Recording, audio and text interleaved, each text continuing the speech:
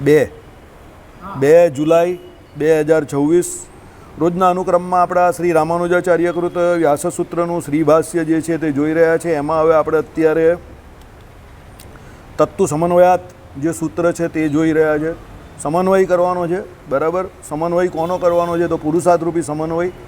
સ વત્તા અન્વય એટલે પુરુષાર્થરૂપી સમન્વય કરવાનો છે. એના માટે અધ્યેય કોણ છે? તો એમ કહે કે એના માટે ભગવાન જે છે પુરુષોત્તમ નારાયણ, એની ઉપાસના કરવાની છે. ને એ પુરુષોત્તમ નારાયણ ફક્ત ને ફક્ત શાસ્ત્રો યોનિત્વાદ એટલે શાસ્ત્રો દ્વારા જ, શાસ્ત્ર પ્રમાણથી જ સિદ્ધ થઈ શકે એવા છે. તો એ ભગવાન જે છે પુરુષોત્તમ નારાયણ છે, એની મદદથી જ તમે તમારો સમન્વય, તત્તુ સમન્વયાત એટલે અન્વય કોનો? પુરુષાર્થનો અન્વય. કયો? મોક્ષરૂપી પુરુષાર્થનો અન્વય કરી શકો છો. એવી વાત આવે છે આ સૂત્રની અંદર. એમાં પછી ઘણા બધા મતો આવી ગયા, બરાબર. પહેલું મીમાંસકોનો મત આવ્યો. એમણે કહ્યું કે ના ભાઈ, શાસ્ત્રો જે છે તે એમ કહે કે વિધિ નિષેધરૂપ પ્રવૃત્તિ નિવૃત્તિ ધર્મોનું નિરૂપણ કરે છે. શાંકર વેદાંત તો ચોખ્ખું કહી છે કે ભાઈ શાસ્ત્રોમાં એમ કહે કે સીધા સિદ્ધ વાક્યો જ છે અને સિદ્ધ વાક્યો દ્વારા બ્રહ્મનું પ્રતિપાદન થાય છે. પછી ધ્યાન વિધિવાદવાળા આવ્યા. તે ધ્યાન વિધિવાદવાળા એવું કહે કે ના, વચ્ચે ધ્યાન જે છે એનો વિધિ શાસ્ત્રોમાં બતાવેલો છે અને એના દ્વારા એમ કહે કે મોક્ષ થાય છે. એના પછી આવ્યા ભાસ્કરાચાર્યનો ભેદાભેદ મત, બરાબર. એમણે કહ્યું કે ભાઈ જગતમાં તમને જે જે વસ્તુઓની પ્રતીતિ થાય છે એમાં ભેદ અને અભેદ બંને સાથે જ છે. પછી એનું ખંડન તમે ધ્યાન વિધિવાદવાળાએ કેવી રીતે કર્યું કે ભેદ અને અભેદ બંને સાથે ન હોઈ શકે, એ આપણે અત્યાર સુધી જોયું. સૂત્ર એક જ ચાલે છે, તત્તુ સમન્વયાત. અને એની અંદર બધા આ એક સરખા એકબીજાના મતો જે છે તે રજૂ કરે છે. હવે તમે કહ્યું કે આટલા બધા લોકો કેમ આમાં આવી ગયા? તો સૂત્રનો અર્થ સમજો. કયો સમન્વય કરવાનો છે? પુરુષાર્થરૂપી સમન્વય. એટલે કયો? મોક્ષરૂપી સમન્વય કરવાનો છે. હવે તમે સમજો, સૂત્રના અર્થને વિશે ઘણી બધી શ્રુતિઓના પ્રમાણ આપીને લોકો વિશે વિવિધતા કે લોકો વિશે જુદાપણું પોતપોતાના મંતવ્યોમાં હોઈ શકે, પણ મોક્ષની વાત આવે તો મોક્ષ તો બધાને જ કરવાનો છે ને. એટલે બધા પોતપોતાના હિસાબે પોતે જે પણ કંઈ કહેવા માંગે છે એના અંતે મોક્ષ મળે છે એવું તો એ સાબિત કરવા જાય જ ને. એટલે આ સૂત્રોમાં આટલી બધી માથાકૂટ છે. તમને શું કહ્યું? તમે the more you get in the more you will get out also એમ. એટલે તમે જેટલા અંદર જશો એટલું બહાર નીકળશે. એટલે આમાં મેં જોયું કે મેં આમાં કેમ આટલું બધું છે, લોકો કેમ આટલી બધી રકઝક કેમ કરે છે? કારણ કે બધા પોતપોતાના હિસાબે મુક્તિ તો ઈચ્છે જ છે ને. ભાઈ સાંખ્યશાસ્ત્રવાળો હોય તો સાંખ્યશાસ્ત્રવાળો પણ પોતે પોતાની હિસાબે મુક્તિ ઈચ્છે.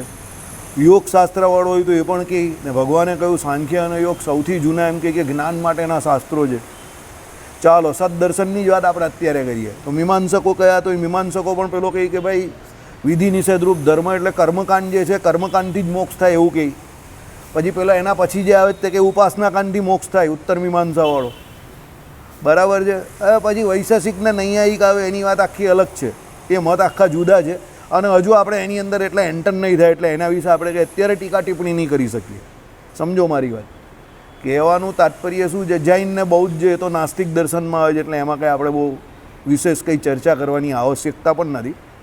પણ બધાને છેલ્લે શું છે, જેટલા આસ્તિક દર્શનવાળા જે છે, જેટલા વેદને માને છે કે પરમાત્માનું પ્રતિપાદન કરે છે, તો એ પરમાત્માને માનીને કે વેદોને માનીને એ લોકોને એડવાન્ટેજ કયો? તો ભાઈ ઉપાસના અને મોક્ષનો, કે ભાઈ જે પ્રમાણેની ઉપાસના હોય એ પ્રમાણે મોક્ષ થશે, બરાબર. એટલે બધા આ બધા આટલી બધી જે પણ કોઈ છે તો ઉછળકૂદ તો નહીં કહેવાય, પણ પોતાના મતોને વિશે રકઝક કરે છે કે ભાઈ અમે સાચા છે એમ, ને એમાં મોક્ષ પણ થઈ શકે છે. હવે આવે છે ઉપાધિવાદ, કે ભાઈ આ બધી ઉપાધિ જે વળગેલી છે એનો વાદ આવે છે કે ઉપાધિવાદ. ઉપાધિ બધી જગ્યા પર છે, એવું નહીં કે જગતમાં જ ઉપાધિ છે. જો શાસ્ત્રના અર્થમાં પણ ઉપાધિ છે અને એનું ખંડન પણ આવશે, બરાબર. ચલો, પણ અત્રે કોઈ શંકા ઉઠાવશે કે એમ હોય તો તે બ્રહ્મ પોતે જ અજ્ઞ ઠર્યું. કોઈ એવી શંકા ઉઠાવી શકે અહીંયા કે ભાઈ પેલી અવિદ્યાએ કરીને એમ કહે કે ઔપાધિક રીતે બ્રહ્મ અને જીવ જે છે એ બંને જુદા પડ્યા, અને સ્વાભાવિક રીતે તો એ બ્રહ્મ અને જીવ બંને વચ્ચે શું છે? અભેદપણું છે. એટલે પેલો ઉપાધિવાદવાળો ઊભો થયો, એણે શંકા શું કરી કે ભાઈ એવું હોય તો બ્રહ્મ પોતે જ અજ્ઞ ઠર્યું. કેમ? કારણ કે પેલો દોષ જે અવિદ્યારૂપી લાગ્યો, બરાબર, તે અવિદ્યારૂપી કારણ કે અભેદ હોય. જો લખેલું જ છે ને. શું કહ્યું કે ભાઈ અત્રે કોઈ શંકા ઉઠાવશે કે એમ હોય તો બ્રહ્મ અને બ્રહ્મ પોતે જ અજ્ઞ ઠર્યું, એટલે અભેદ તમે સિદ્ધ કરો તો અભેદમાં તો બ્રહ્મ અને જીવ બંને એક થઈ જાય.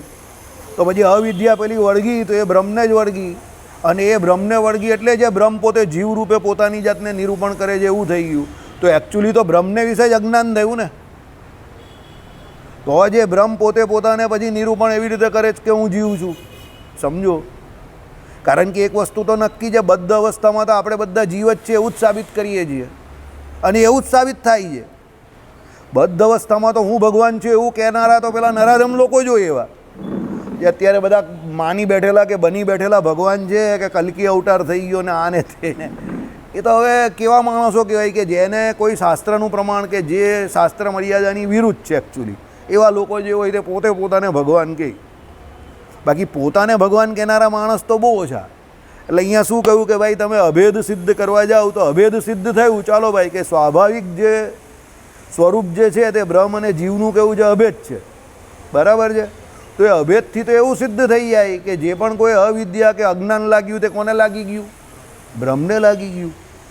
આ વાત આપણે જ્યારથી અદ્વૈત ચાલુ કર્યું ત્યારથી પ્રદક્ષિણામાં કરીએ જ છે કે તમે બ્રહ્મને જીવને જ્યારે પણ જુદા પાડવા જશો, ક્યાં જ્યાં જીવનું તમે એક્ઝિસ્ટન્સ એટલે જીવની સ્થિતિ જ્યારે પણ સમજાવવાની કોશિશ કરશો અદ્વૈત મત મુજબ, ત્યારે તમે બ્રહ્મને વિશે અજ્ઞાનનો દોષ લગાવી દેશો. નહીં તો જીવ થાય જ નહીં કોઈ પણ હિસાબે અદ્વૈત મત પ્રમાણે. આ જીવ દેખાય જ નહીં તમને, બરાબર. અશોકભાઈ માટે તમે બહુ મસ્ત કામ કરી નાખ્યું. હવે શાંતિથી સૂઈ જાય એકદમ, પેલા ઢોલને પકડીને, બરાબર. હા, ઓકે, ચાલો. એટલે થેન્ક યુ એની બચ કહી દો અશોકભાઈ સાહેબને. ઓકે. અને તેથી અજ્ઞાનથી ઉત્પન્ન થતા જન્મ જરા મરણ આદિ દોષો બ્રહ્મને દૂષિત કરશે. આવી ગયું, બરાબર. એટલે શું કહ્યું, કયા કયા દોષો? કારણ કે બ્રહ્મ અને જીવ એક છે. ભાઈ બ્રહ્મને વિશે અજ્ઞાન લાગી ગયું તો પછી તો આ જન્મ થયો તે બ્રહ્મનો થયો, વૃદ્ધાવસ્થા આવી, આ વૃદ્ધાવસ્થા આવી તે કોને આવી?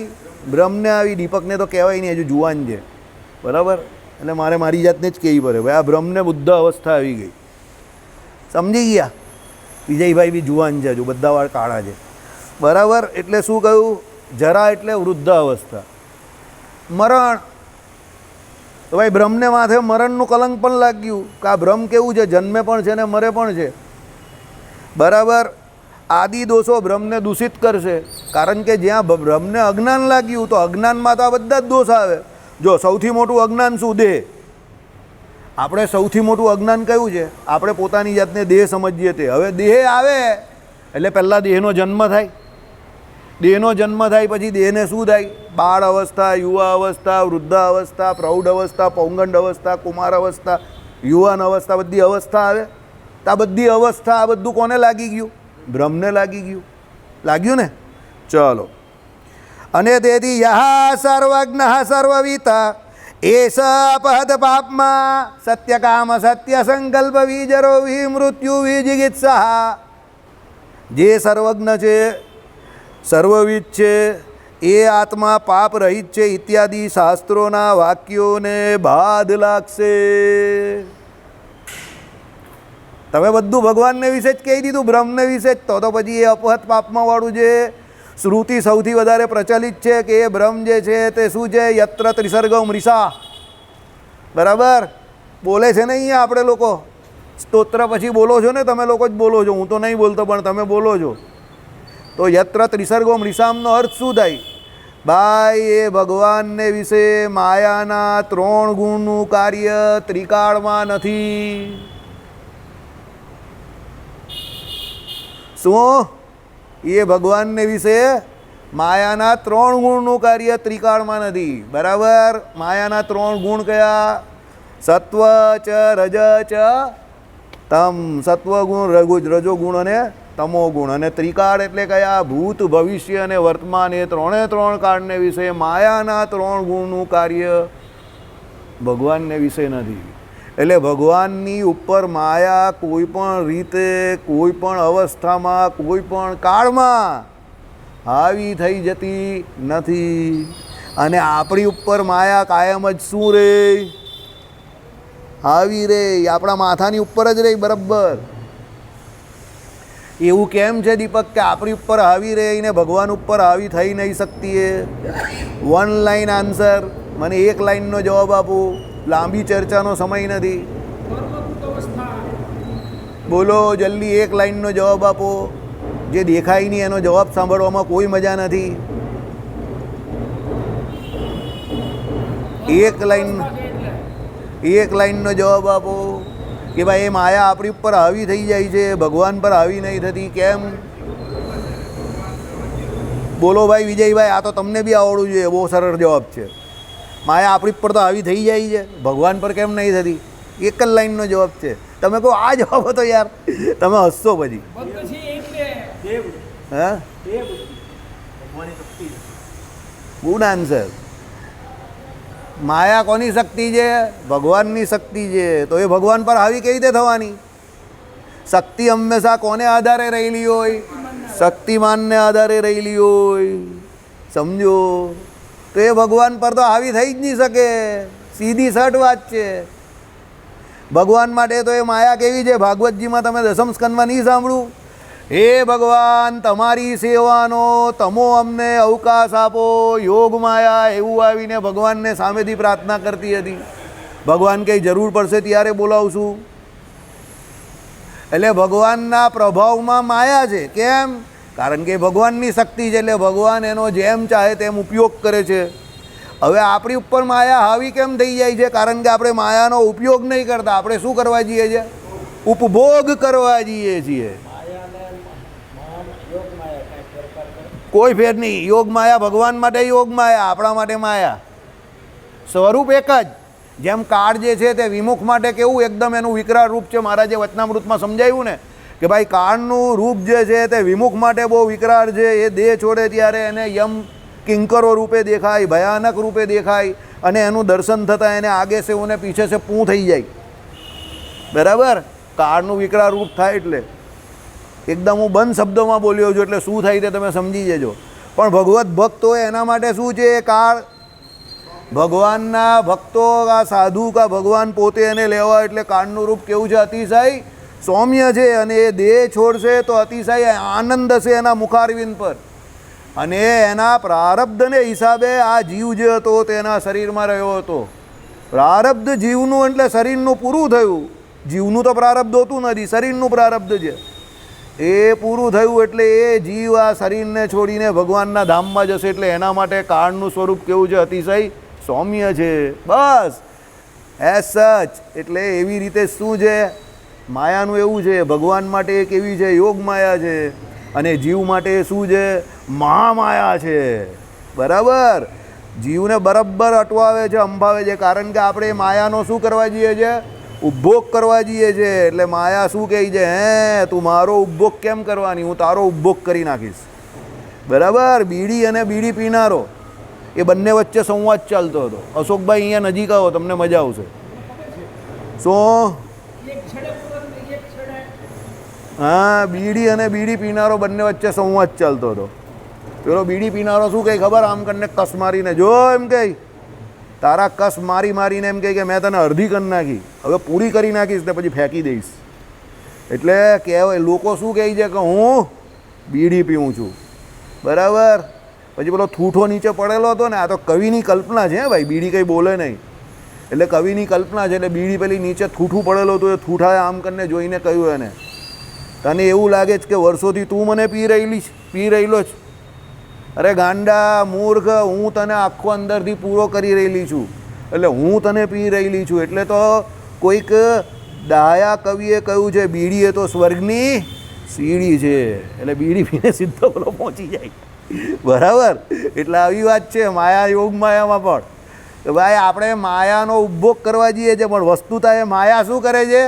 આપણો ઉપભોગ કરી નાખે છે. કેવી રીતે કરે? આપણે જે જીવને અહીંયા સમય મળેલો છે, કાળ, એ કાળ કેવો છે? લિમિટેડ છે આપણા બધા પાસે. હવે આ કાળ જે આપણે અહીંયા હું બતાવું છું એટલે તમારે સમજવાનું, આ કેટલો છે એ મને નહીં ખબર, કે તમને પણ નહીં ખબર, બધાનો અલગ અલગ છે. આ કાળ જે છે ને, એ કાળના ચક્રની અંદર જ માયા જે છે તે બંને આ લીલા વિભૂતિમાં ભગવાનને કેવી ચાલે છે? સમાંતર ચાલે છે. આખી લીલા વિભૂતિમાં કાળ અને માયા બંને સમાંતર ચાલે છે. એટલે કહેવાનું તાત્પર્ય શું છે? આ ભગવાનની અનંત કોટી બ્રહ્માંડની જે લીલા વિભૂતિ જે છે એમાં જેટલી જગ્યા પર માયા છે એટલી દરેક જગ્યા પર શું છે? કાળ પણ છે. એટલે તમે જેટલો માયાનો ઉપભોગ કરવા જાઓ એટલા કાળના પ્રધાનપણાને ભૂલો, પણ છેલ્લે માયાનો ઉપભોગ કરવામાં ને કરવામાં તમારો સમય પૂરો થઈ જાય અને કાળ છેલ્લે આવીને તમને લપડાક મારીને આ દેહમાંથી ઉચકીને લઈ જાય. પછી તમે કહો થોડોક સમય આપો નહીં, થોડોક સમય આપો નહીં. એકાદ રાંદેર મંદિરમાં એકાદ શ્રાવણ મહિનો આવે લઘુરુદ્રી કરાવી છે, એકાદ ટાઈમ પૂરો થઈ ગયો, હવે લઘુરુદ્રી નહીં થાય ભાઈ, સમય પૂરો. હવે આવતા વર્ષે આ લોકો કરશે તો કરશે, હવે તમે નીકળી ગયા એટલે કદાચ થાય કે નહીં થાય એ પણ ડાઉટમાં છે. બરાબર? એટલે હવે પૂરું થઈ ગયું ભાઈ, મુલાકાત કા વક્ત ખતમ હુઆ, ચલો નીકળો બહાર. એ તો જેની જે સમય પર થઈ ગઈ એ થઈ ગઈ. પછી પેલો કહે કે ના અત્યારે નહીં કરીશ, પછી કરીશ, આમ કરીશ, તેમ કરીશ, એ રહી ગયો, એ રહી ગયો. સમય પર જે થયું એ થઈ ગયું. સમજી ગયા? ચાલો. એટલે આ પ્રમાણે શું કહ્યું? આ બધી ઉપાધિ જે છે તે કોને લાગી જાય? બ્રહ્મને વળગી જાય. જો તમે ભેદને બદલે અભેદ માનો તો ભાઈ બ્રહ્મને વિશે જ તમે જન્મ, જરા, મૃત્યુ, કર્મ, આ બધી ઉપાધિ, આદિ વ્યાધિ ઉપાધિ બધી ભગવાનને એટલે બ્રહ્મને વળગી જાય. ઓકે, પણ આ શંકા ખોટી છે. એ લોકો આવું કહી છે શું કે ભાઈ ઇત્યાદિ શાસ્ત્રોના વાક્યોને બાદ લાગશે, પણ આ શંકા ખોટી છે. કારણ કે અમારા સિદ્ધાંત પ્રમાણે અજ્ઞત્વાદી દોષ મિથ્યા છે. કેમ કે એ લોકો માયાને શું કહી પાછી? જગત મિથ્યા, નારાયણ સત્ય. એટલે માયા પાછી કેવી કહી છે? મિથ્યા કહી છે. બરાબર? એ નીકળવાના રસ્તા તો શોધે જ. समझो, अगर ये पहला गेट बंद होगा तो पिछले वाला दूसरा गेट खुला होगा, वहाँ से निकल जाना. बराबर? એટલે હંમેશા કોઈ પણ માણસ કોઈ પણ પ્રોગ્રામિંગ કરે ને તો બે ચાર રસ્તા રાખે જ. તમારા કોમ્પ્યુટરમાં સોફ્ટવેર બનાવે એને ખબર જ હોય બે ચાર રસ્તા બહાર નીકળવાના રાખવા જ પડે, નહીં તો અંદર ભૂલ ભૂલૈયા ગલીમાં ખોવાઈ ગયો તો ગયો પેલો. ચાલો, એટલે શું કહ્યું? પણ તમે તો ઉપાધિ ભ્રમ સિવાય કોઈ વસ્તુ સ્વીકારતા નથી, એટલે ભ્રમને ઉપાધિ વળગશે. બરાબર? ચાલો, ઉપાધિથી ઉપહિત એટલે ઉપાધિ વિશિષ્ટ બ્રહ્મ. બરાબર? એટલે અમારી માયા અવિદ્યા જેવી. બરાબર? એટલે શું કહ્યું? પણ તમે તો ઉપાધિ ભ્રમ સિવાય કોઈ વસ્તુ સ્વીકારતા નથી. કોઈ વસ્તુ નહીં સ્વીકારતા એટલે શું છે? કઈ વસ્તુ નહીં સ્વીકારતા? અમારી માયા એટલે અવિદ્યા જેવી સ્વીકારતા નથી, એટલે બ્રહ્મને ઉપાધિ વળગશે. બરાબર? તમે તો ઉપાધિ ભ્રમ એટલે ઉપાધિવાળું જ બ્રહ્મ માનો છો, તો ઉપાધિવાળું બ્રહ્મ માનો તો પછી સીધી ઉપાધિ કોને લાગી ગઈ? બ્રહ્મને લાગી ગઈ. બરાબર? ચાલો, આ કોને ઉપાધિવાદ છે? હા, પેલો ડાયરેક્ટ પેલો અદ્વૈતવાદ આપણો તો એ નથી, આ પાછો બીજો છે ઉપાધિવાદ. ભાઈ પાછા પેલા એટલે આમાં થોડોક ફેર હોય. જો ઉપર જે હોય ને તો બધું અદ્વૈતવાળું જ ચાલતું હોય, નીચે જે હોય એમાં થોડો ફેર હોય. આમાં ઉપાધિવાદવાળો ઉપાધિક માને જે પ્રમાણે. બહુ નાનો મત છે આ તો, એનું ખંડન પણ બહુ જલ્દી પૂરું થઈ જશે. આ તો ઇઝી છે એકદમ, આમાં કંઈ એટલું બધું અઘરું નથી. બરાબર? ચાલો, અને એ ઉપાધિથી ઉત્પન્ન થતા જીવત્વ, એ ઉપાધિ વળગી એટલે શું થયું? એનાથી એ બ્રહ્મ પોતે કેવું થઈ ગયું? જીવ થઈ ગયું. જીવત્વ, અજ્ઞત્વ આદિ દોષો વાસ્તવિક ઠરશે. એટલે જીવ આવ્યો તે, અને અજ્ઞત્વ એટલે જે આ આપણે અત્યારે અજ્ઞાન અવસ્થામાં જીવી રહેલા છે એ અજ્ઞત્વ આદિ દોષ કેવા થઈ જશે? વાસ્તવિક ઠરશે. નિરવયવ અને અચ્છેદ્ય બ્રહ્મ સાથે ઉપાધિનો સંબંધ થાય છે, તે કાંઈ બ્રહ્મને છેદીને કે ભેદીને નહીં. જો એ લોકો જે ઉપાધિવાદવાળા જે છે તેનો મત રજૂ કરે તે સાંભળો. હવે શાંતિથી સાંભળો. એ લોકો શું કહે છે? બ્રહ્મ કેવું છે? નિરવયવ છે, અચ્છેદ્ય છે. બરાબર? દીપક, નિરવયવ ને અચ્છેદ્ય એટલે કેવું? અને અવયવ વગરનું એટલે કેવું? સાકાર કે નિરાકાર? Okay, very good. ચાલો, એટલે શું કહ્યું? એ લોકો એનો સિદ્ધાંત સમજવા માટે શું કહે છે કે ભાઈ નિરવયવ અને અચ્છેદ્ય બ્રહ્મ. બરાબર? જે બ્રહ્મ કેવું છે? જેનું છેદન ભેદન કંઈ થઈ શકે એવું નથી, નિરાકાર છે, નિરવયવ છે. બરાબર? એ બ્રહ્મ સાથે ઉપાધિનો સંબંધ થયો. હવે એવું બ્રહ્મ જે છે આખું એની સાથે ઉપાધિનો સંબંધ થયો, તે કાંઈ બ્રહ્મને છેદીને કે ભેદીને નહીં. એમાં કંઈ બ્રહ્મનું છેદન કે ભેદન થતું નથી. બરાબર? ચાલો, એક મિનિટ. છેદન ભેદન કેમ નહીં થતું એ કેવી રીતે તે સાંભળો. કારણ કે બ્રહ્મ અચ્છેદ્ય છે અને નિરવયવ છે, એ લોકો એવું કહે છે. હવે છેદન અને ભેદનમાં ફરક શું એ મને કોઈ સમજાવે? આ છેદન ને ભેદન શબ્દ બધે આવે છે.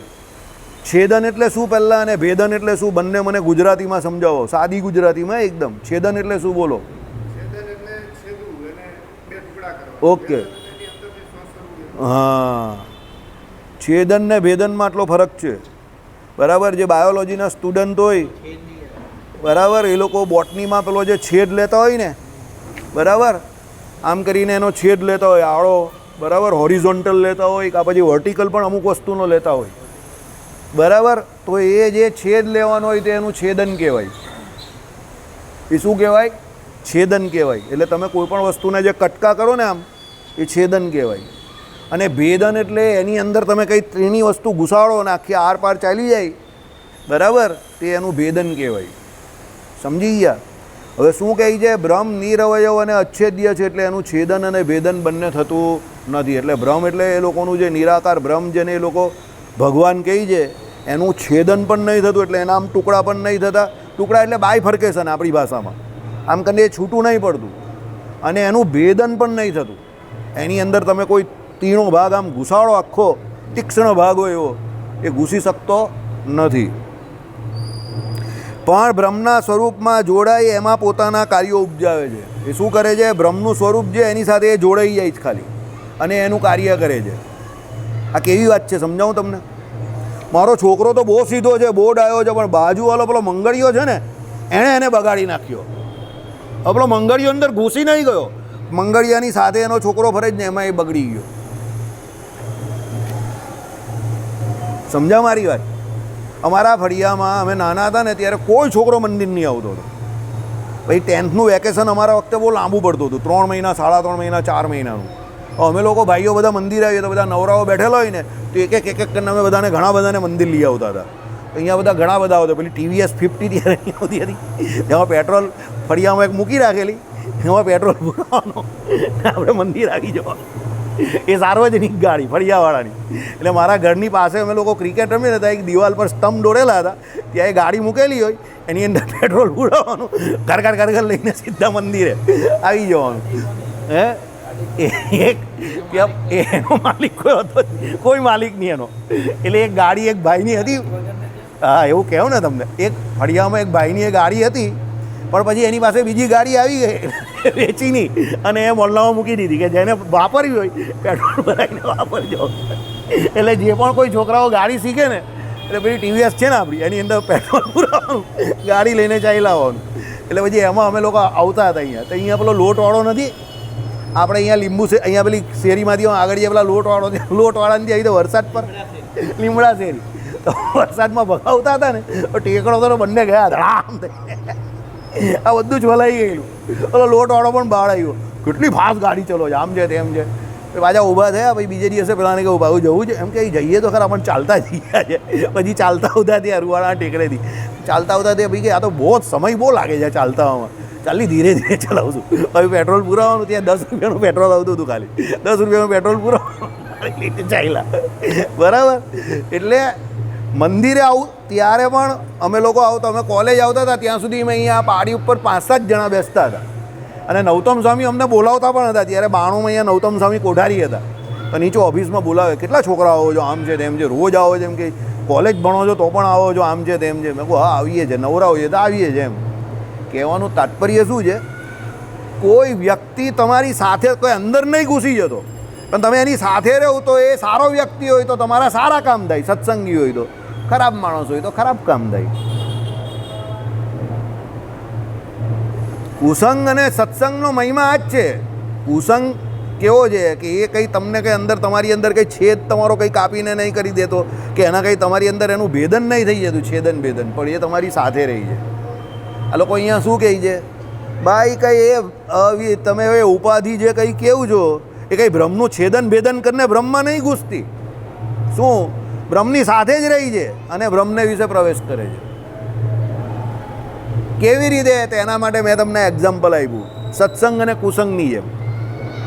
સારા વ્યક્તિની જોડે ફરો તો સારી આદત આવે, ખરાબની જોડે ફરો તો ખરાબ આદત આવે, બરાબર. એ લોકો આવી રીતે ઉપાધિને કહે છે. ચાલો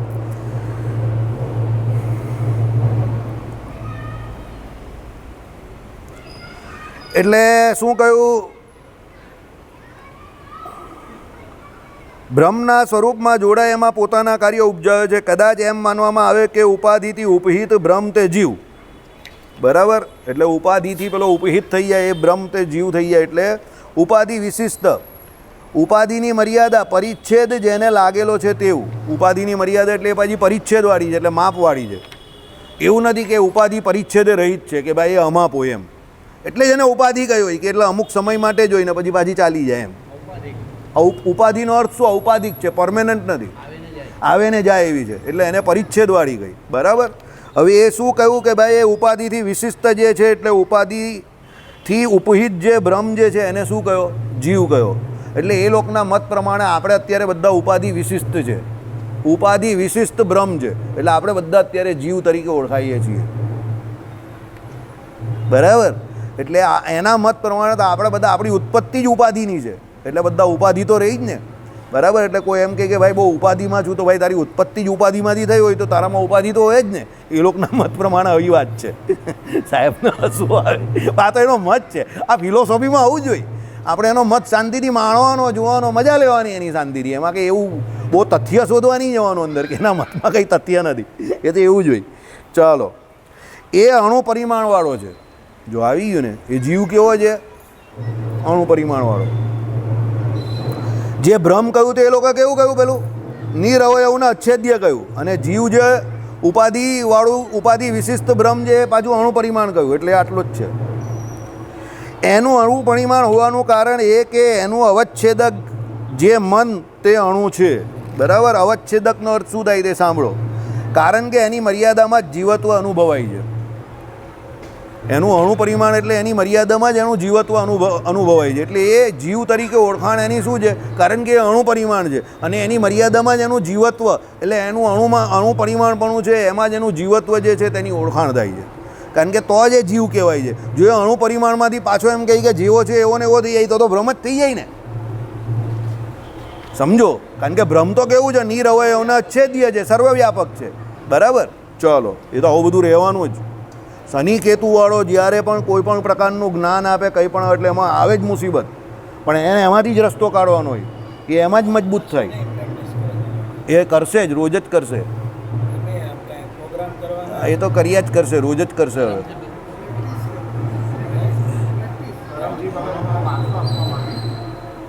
એમાં શું છે ખબર છે?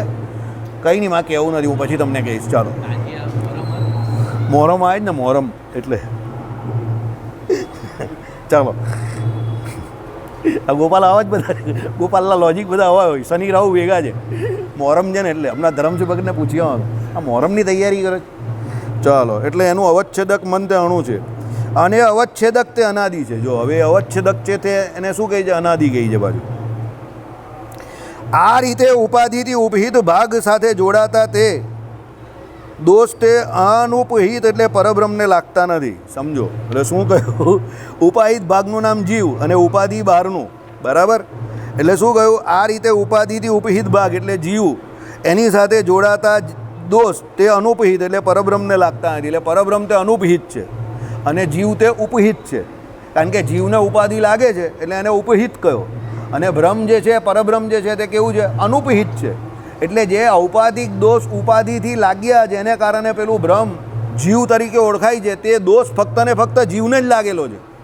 એ દોષ પેલા બ્રહ્મને નહીં લાગતો, એવું એ લોકો કહે છે. એટલે અમુક સમય માટે, જેટલા સમય માટે પેલા બ્રહ્મને એ ઉપાધિ વળગી, એ સમય પૂરતો એ જીવ તરીકે ઓળખાય અને એટલા સમય માટે જ એને પેલી ઉપાધિ વળગેલી છે.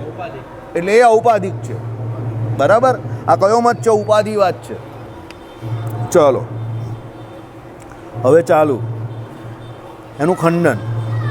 પણ એમ કહેનારને આ પૂછવું જોઈએ કે પહેલું, ઉપાધિથી કાપી કઢાયેલા બ્રહ્મનો અણુ જેટલો ટુકડો એનું નામ જીવ, કે વગર કાપી કઢાયેલો અણુરૂપ ઉપાધિથી સંયુક્ત બ્રહ્મનો અમુક પ્રદેશ એટલે ભાગ એનું નામ જીવ? હવે તમે ખંડન કરવાવાળો પણ એની વાત તો કરે ને. પછી પેલાએ તેનો મત રજૂ કરી નાખ્યો કે ભાઈ આ નિરવયવ અચ્છેદ્ય આખું બ્રહ્મ છે અને એમાંથી જે ઉપાધિ વળગી તેટલો એ જીવ તરીકે કહેવાયો. તો હવે જીવ તરીકે કહેવાયો એ કોણ? પેલાથી કાપી કરાવીને છૂટો પડ્યો એ જીવ કે પછી વગર કાપી કઢાયેલો, એટલે એનાથી કાપી કઢાયેલો નથી એવો બ્રહ્મથી. અણુરૂપ ઉપાધિથી સંયુક્ત, બરાબર, અણુરૂપ જે છે એનાથી ઉપાધિથી સંયુક્ત બ્રહ્મનો જ અમુક પ્રદેશ, બરાબર, એનું નામ જીવ. એટલે બ્રહ્મનો જ અમુક પ્રદેશ છે જે અણુરૂપ થઈ ગયો, બરાબર છે, એને તમે જીવ કહો છો. કે બ્રહ્મથી ટોટલી છૂટો પડી ગયો અને કપાઈ ગયેલો છે તે જીવ. એટલે બેમાંથી જીવ કયો એ અમને સમજાવો, બરાબર? વાત તો બરાબર છે ને એની. તમે એવું કહેવું છો કે બ્રહ્મ જે છે તે નિરવયવ ને અચ્છેદ્ય ને બધું બરાબર છે, અને એમાંથી જે છૂટો પડ્યો ઉપાધિ એ કરીને એ જીવ છે, તો એ કહે કે કયો જીવ એ? એમાંથી છૂટો પડ્યો તે કે એના એક પ્રદેશમાં પેલો અણુરૂપ થઈ ગયો છે તે જીવ, એમ, બરાબર? ચલો, હવે ઉપાધિ પછી એના પછી ત્રીજું, ઉપાધિ સંયુક્ત બ્રહ્મનું સ્વરૂપ એ જીવ કે ઉપાધિ સંયુક્ત કોઈ બીજું જ ચેતન તે જીવ, બરાબર? એટલે ઉપાધિ સંયુક્ત એટલે ઉપાધિની સાથે વાળું બ્રહ્મનું સ્વરૂપ, એટલે બ્રહ્મ જે છે એની સાથે જ પેલી જો ઉપાધિ વળગેલી છે તે જીવનું સ્વરૂપ, કે પછી ઉપાધિ સંયુક્ત કોઈ બીજું જ ચેતન તે જીવ. ભાઈ ઉપાધિ સંયુક્ત કોઈ બીજું જ ચેતન, એમ જે આખું કંઈ બીજું જ છે એ જીવ. મેં તમને શું કહ્યું? રામાનુજાચાર્યએ બહુ બુદ્ધિનું કામ કરેલું છે. આની જોડે કાલે કે પરમ દિવસે જ મારી વાત થયેલી.